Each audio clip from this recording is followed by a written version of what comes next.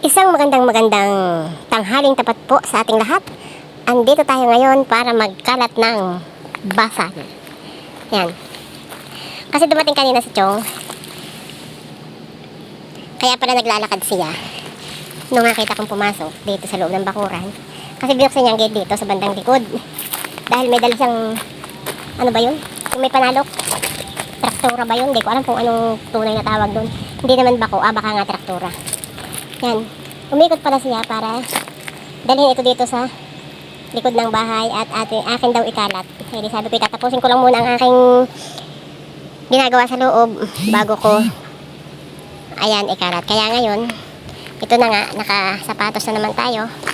Ayan. At ating kakalat dito. Yan. Ganito daw ang proseso ng kalat. Ganyan. Yan. At syempre, naka-jacket ulit tayo. Takot mangitim, may maitim na naman talaga. Siyempre, may gloves. Ito. Yan. May kalaykay. At siyempre, yung gasolina natin. Hindi tayo aandar na wala tayong gasolina. Kaya tayo ay mag-uumpisa na guys ng pagkakalat ng basal. Yan.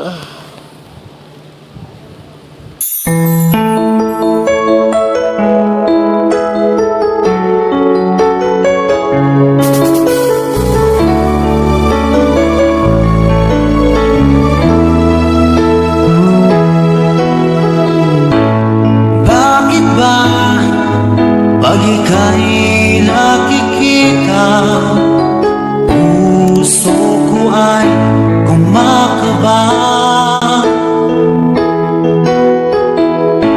Pag nasilayan ko ang iyong ganda, puso ko ay nababalisa. Kapag ika'y katabi, ako'y di mapakali. Walang iba iniisip, kundi ikaw lagi. Sinubukan ko ika'y kalimutan, ngunit hanggang ngayon di ko makakayanan. Pagkat ikaw ang laman ng puso ko't isipan, sa araw at gabi ikaw ang dahilan. At di ako makatulog sa kakaisip sa'yo, pagkat ikaw sinta, ikaw ang dahilan.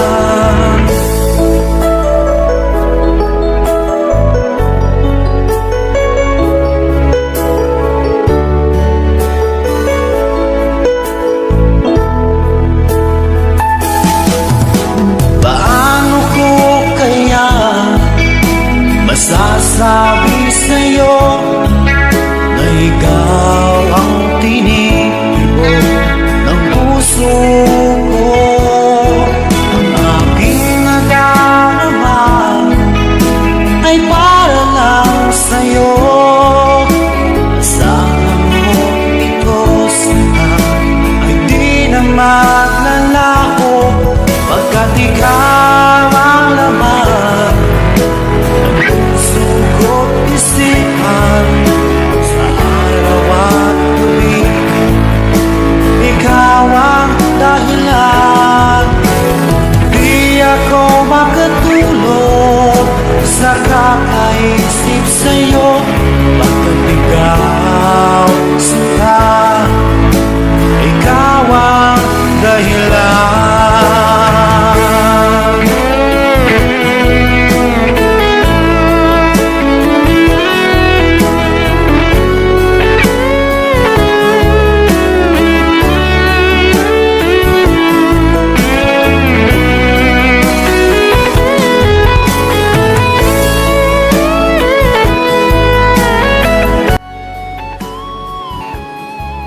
Iyan po at naikalat ko na ang sibuyas, ang basal. Kaya, syempre, dahil tanghaling tapat na, sobra na sa tapat. Ay, Ako muna po ay magpapahinga. Kayo uwi muna dun sa bahay. Hindi naman kalayuan ang bahay. At nandun lang yun. Yan. Pero mamaya, or bukas ng umaga, i-check uli ito kasi may mga doble-doble pa. Kasi ang sabi ni Chong ay ganito lang. Yung parang isa-isa lang, walang magkakapatong. Alam ko may magkakapatong eh, pero... Di ba masarap yung may magkapatong? Joke lang. Pero babalikan ko siya. Bukas ng umaga siguro. Yan. Kaya... Shout out sa mga basal. Shout out mo sa mga manonood. Thank you so much. Ayan. I'm Lahing Mangyan Vlog.